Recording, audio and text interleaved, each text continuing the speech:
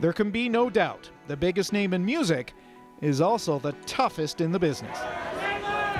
That's the reason why I call Taylor an empire, because if you look at what she did with her masters, and even before actually what she did with her masters, where she was in a dispute for a while with Apple Music over streaming royalties, and she refused for a while to have her music streamed on streaming platforms until they could work out a better deal for artists. Taylor Swift has really changed the whole music industry and the way that we talk about owning your own music and the rights of artists against record labels, and that will be something that will be remembered in history. I think it's a big part of what we'll see her legacy end up being. Pop superstar Taylor Swift is trying to shake off a feeling she knows all too well.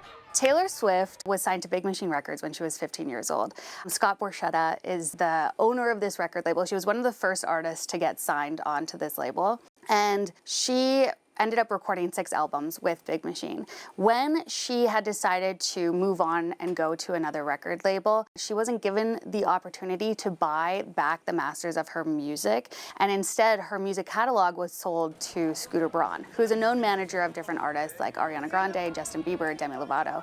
And Taylor right away was very outspoken about this. And of course, Scooter never contacted me or my team to discuss it prior to the sale, or even when it was announced. I'm fairly certain he knew exactly how I would feel about it, though. I think she first and foremost works incredibly hard. So for someone else to have possession, control, to be able to profit off of her own words bothers her tremendously. She went, re-recorded her albums, and through this, it actually solidified a lot of the relationships that she has with her fans, because they wanted to show their support for her. They didn't want to let this man who bought her music end up winning. We love you, Taylor! She ends up getting these new albums on the chart just like she got the old ones. A lot of these albums are performing just as well or even better than the original albums that she came out with, which is so cool. And through that, she has just welcomed on this whole new wave of fans who are so committed to her, so dedicated to supporting her music. I can only take credit for writing the songs and singing them. It's everybody else who's doing all this 8 weeks at #1 stuff. So thank you so much, you guys. I don't think she takes bait.